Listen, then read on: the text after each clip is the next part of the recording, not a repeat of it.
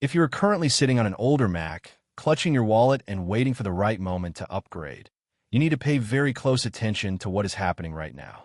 For months, the rumor mill has been spinning with the idea that the next generation of Apple desktops was right around the corner. We all thought we knew the timeline. We thought early 2026 was the target. But fresh intelligence from the supply chain has just completely flipped the script.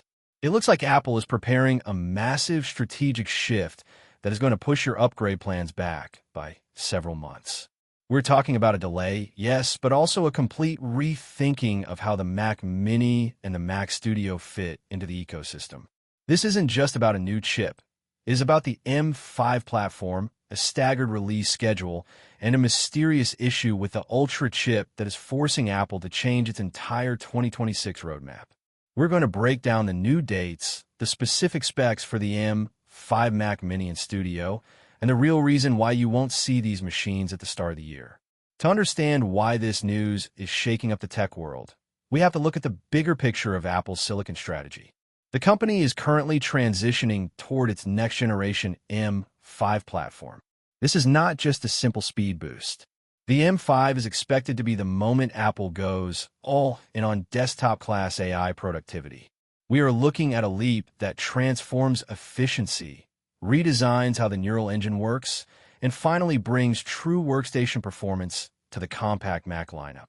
For a long time, industry leaks pointed toward an early 2026 debut for everything. The expectation was a massive event in January or March where Apple would drop the new MacBook Airs, the MacBook Pros, and the new desktops all at once. That was the dream. But the reality, according to new insider reports, is much more complicated and strategic. Apple is reportedly planning a structured, phased rollout throughout 2026. Instead of flooding the market with every M5 device simultaneously, they're going to stagger them. This change is crucial for anyone planning a purchase.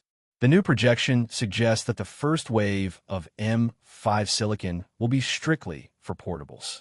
We're likely going to see the M5 MacBook Air and the M5 Pro and Max MacBook Pros early in the year. Apple wants the spotlight entirely on laptops to start 2026. They want to market the efficiency and battery life of the M5 architecture before they talk about raw desktop power. This means if you're waiting for a desktop, you're going to be waiting a bit longer.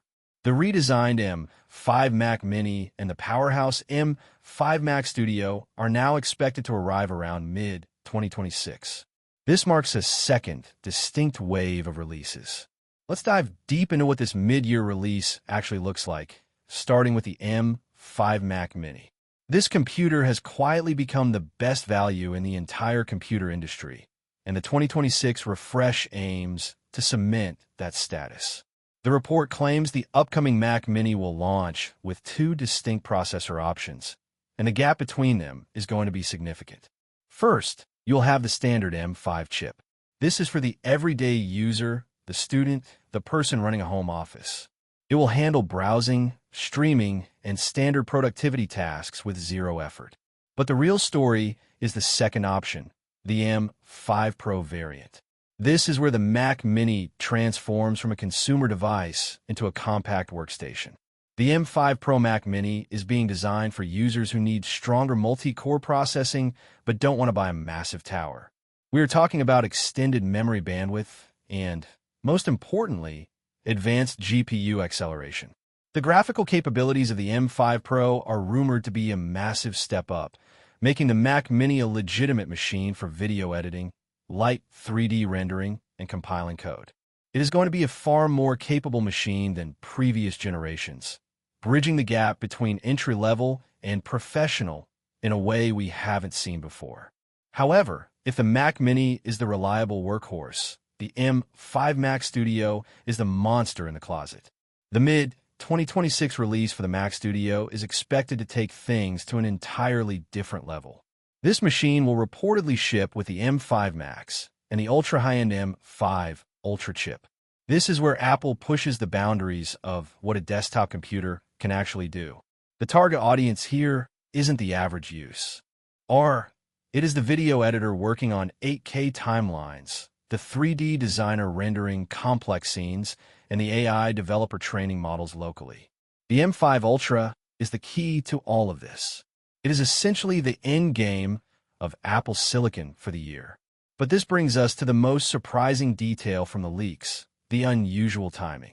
The Mac Mini received a major hardware refresh relatively recently. Usually, Apple likes to keep a tight annual or 18-month cycle.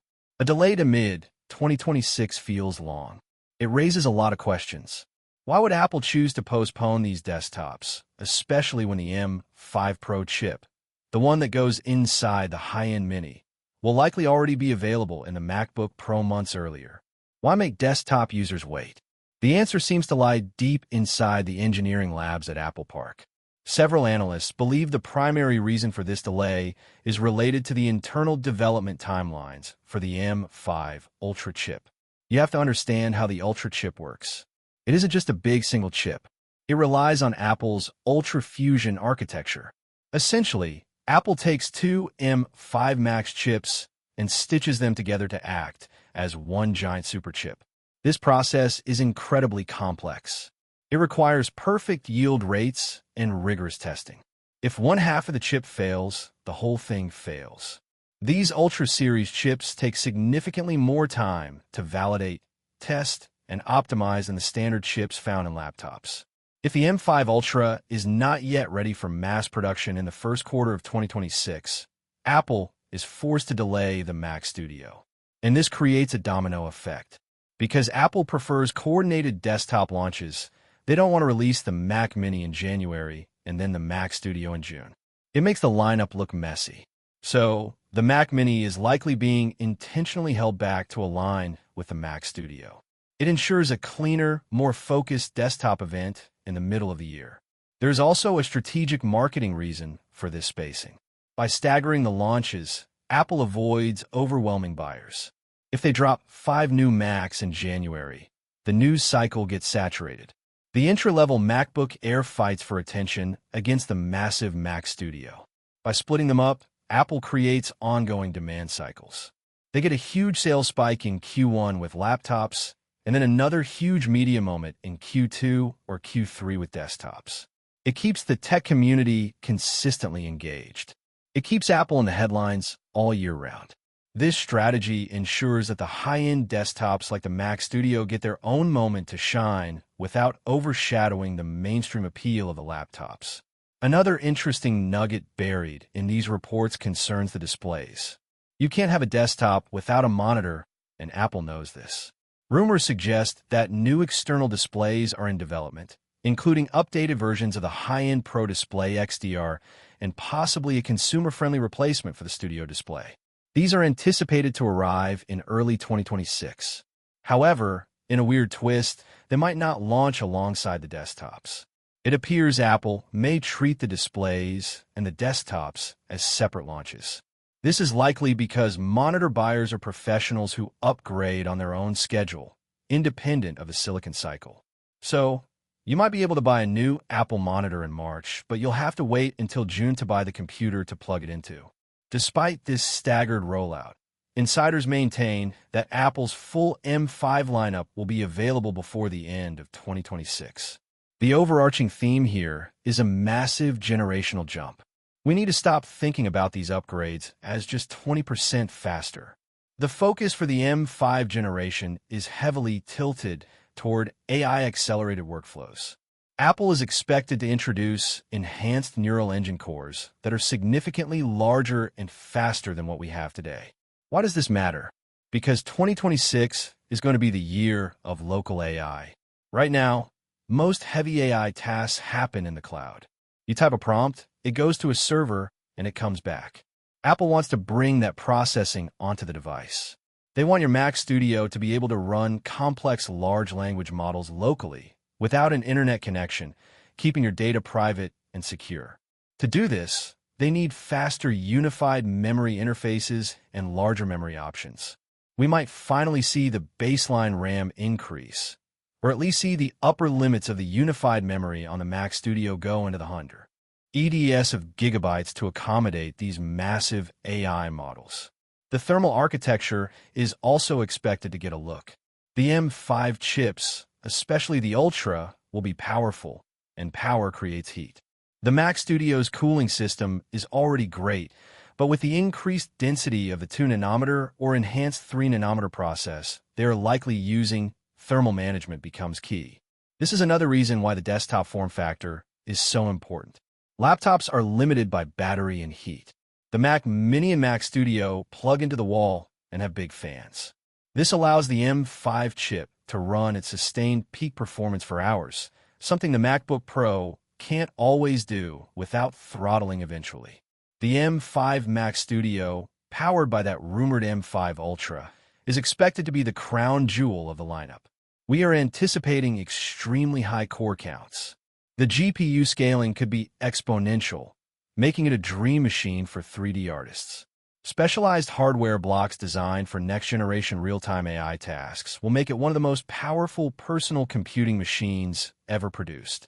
Its launch is targeted directly at filmmakers, editors, and developers who need maximum horsepower but don't want to spend $10,000 on a Mac Pro tower. So, where does this leave you? If you're a casual user, the delay of the M5 Mac Mini is annoying, but the current models are still fantastic. However, if you are a professional, this mid-2026 timeline is critical information. It means you shouldn't expect a new supercomputer in January.